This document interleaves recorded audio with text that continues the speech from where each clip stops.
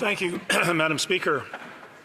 It is fortuitous or even perhaps unfortunate that I may be the last speaker on the Conservative side of the House to speak on this legislation that's before the House, and I'm sure the Parliamentary Secretary, the Government House Leader, will actually have another question for me, because he always does, and I appreciate his interjections. But I have to say, look, I'm a new Member of Parliament here. I came from the business community. I'm probably, I think, maybe the oldest rookie in the House of Commons. But I am perplexed at the process that this legislation came through. I spoke at second reading, and the Parliamentary Secretary asked me a pointed question after my speech. Why are you holding it up on second reading? Why don't you let us take it to committee where you can make concrete and substantial amendments to the bill? That's where we make the bill a better bill. We'll take it to committee. Why are you filibustering on the floor of the House of Commons? I wish at this point we were still at second reading, because, well, the committee members, including the member for Markham Unionville, we spent hours and hours and hours talking about substantial and reasonable amendments to this legislation. And with the support of our colleagues from the Bloc Québécois, we were successful in making this bill a much better piece of legislation. The original legislation was fundamentally bad, and now that the amendments that the Conservatives and the Bloc have managed to come through committee have been reversed, as my colleague said, what a waste of time. We have wasted weeks and weeks and weeks on this legislation only to come back to where we started today. And I'm very disappointed. The government said to us at the beginning of this session, collaborate with us, cooperate with us, give us some things we can work with, help us build better legislation. We did that, and we see today at third reading it was all for naught. Look, there are fundamental things, and I want to talk a bit about a story. Look, three of my grandparents were born in the UK. And so my father, and I think a couple of my uncles were actually born in the UK too. So my father was entitled to citizenship. And he was the last generation who would have automatically been entitled to citizenship at the UK. We share a sovereign. We are a parliamentary democracy in the British tradition. My roots go back to England and Wales, yet I am not entitled to British citizenship. Even in addition to that, I did my grad work in the UK, in England, studied there. That did not give me entitlement to UK citizenship. Under this legislation, those two factors would provide me with citizenship if I were under the current legislation of being outside of Canada, studying for 3 years or 4 years, or spending 1,095 days in the country. So countries across the world are limiting these opportunities. This legislation is nothing more than chain migration. It's that post-nationalist mentality where there's no more value. It doesn't seem that the government puts a high regard of value in citizenship now. If multiple generations, and I'm not talking, most of the Liberals who have been given the examples here have been talking about first and second generations. This legislation provides in perpetuity access to Canadian citizenship. If you don't have to speak the language, you don't have to go through a security check, you don't have to have a substantial knowledge of Canada, you don't go through the normal citizenship process that people who want to come here through normal citizenship applications. I don't think it's unreasonable in the amendments that we made in this legislation to suggest that to peg a value to citizenship should be based on having a substantial connection to Canada, not just 1,095 days over a 5-year period because you went to school here to get a degree or you spent the summers at somebody's cottage. That is exactly what gives you the access to Canadian citizenship in this bill, and that to me is wrong. It's also not unreasonable to suggest that people who want to get citizenship that are multiple generations down the line should go through a security and background check. We want people with good records, not criminal records, to be part of our country. We also believe it's not unreasonable for these people to speak one of our 2 official languages. And that, in this legislation, is also not the case. The Conservatives have always, like, this legislation there's been several iterations of this legislation from previous parliaments. And through these iterations also failed on the floor of the House of Commons before the last election. But this new piece of legislation today that has now gone back to its original form is severely flawed. And the Conservatives would have supported a bill that had substantial and reasonable amendments that we proposed with the support of our colleagues in the bloc. That would have made this bill a lot better. So we're faced now with listening to a budget that's going to be coming in a few minutes or a few hours that is going to provide generational impact, as it's been noted by the government, a generational budget.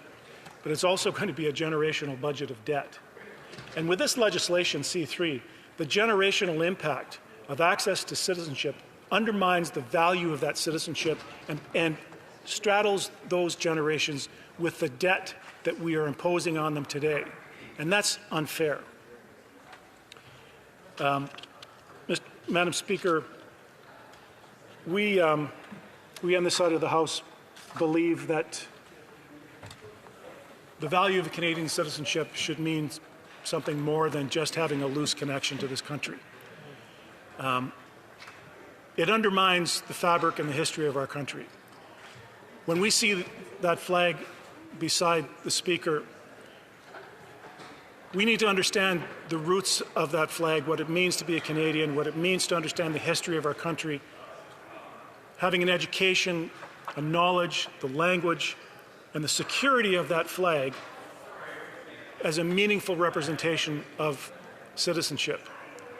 And I'm disappointed that we now have this legislation reverting back to the very bad piece of legislation simply because the government feels it's pressed into doing something by the end of November. The government had the option to appeal the decision of the Superior Court. It didn't. There were several layers of judicial applications that could have been proceeded with that would have given the government more time. And early in this session of Parliament, we had this opportunity to get it right. But because of this arbitrary deadline that the government believes is there were options to have that extended again.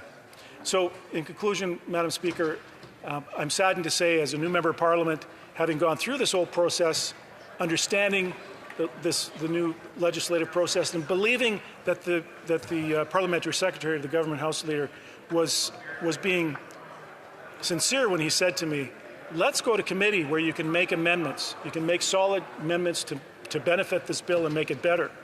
We did that, sir. And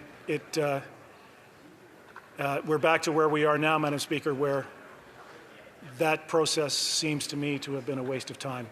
And for that, I'm sorry to see we're back to where we started. Thank you. Comments. The Honourable Parliamentary Secretary to the Government House Leader. Yes, first and foremost, I would say to the new member that there are plenty of opportunities at the committee stage where amendments actually do pass. But what we have to look at in terms of the circumstances surrounding the amendments that were being proposed and supported by 2 entities of the House. And it's the government that's ultimately responsible for getting the legislation through. But my question to the member is, the essence of this legislation is to enable a grandparent that's a Canadian to be able to see a grandchild ultimately being able to receive a Canadian citizenship. That is the principle, the essence of the legislation. And I don't believe that the Conservatives as a whole really appreciates the value of having that birthright for that grandchild.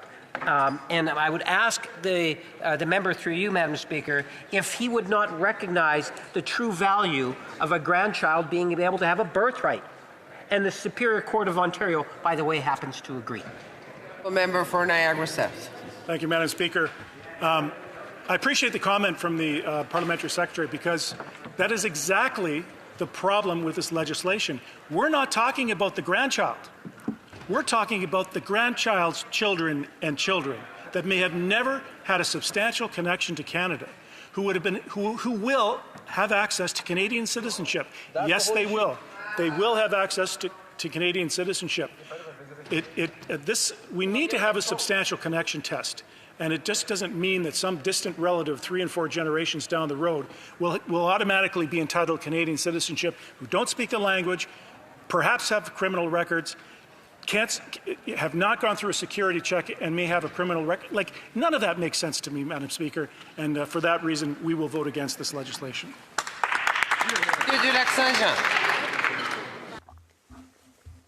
The Honourable Member for Lac-Saint-Jean. Thank you, Madam Speaker. I appreciated my colleague's speech, and I worked with that colleague at committee. We worked responsibly and rigorously together. It was even quite collegial, Madam Speaker, in order to amend the bill that was brought before us at committee. The party in power keeps telling us that committee work is so important. It tells us that we have to work together in order to carry out studies or pass bills. And that's exactly what we did at the Immigration Committee. We brought in amendments. A majority of committee members voted in favor. And yet today, we see that the Liberals are not respecting our committee work. So I'd like to know what my colleague thinks of what that says about the Liberals' vision of democratic institutions and the parliamentary tools that we have to do our work. Member for Niagara South. Thank you, Madam Speaker, and I really want to extend appreciation to the question from my colleague from Lac-Saint-Jean. We worked well together in the committee, and I always appreciated that we had an opportunity to talk substantially about the amendments that we wanted to bring forward to this, to make this piece of legislation better. I said earlier in my speech that that my education as a new MP was unfortunate because I thought that when the government, the parliamentary secretary, the government house leader said, bring amendments to committee, that's when we'll make it better. Well, we did that. We made amendments. We made the legislation better. We perhaps would have had an opportunity to make this the law of the land, but all that time was wasted, and now we're back to where we started, and we will not vote in favor of this legislation as a result.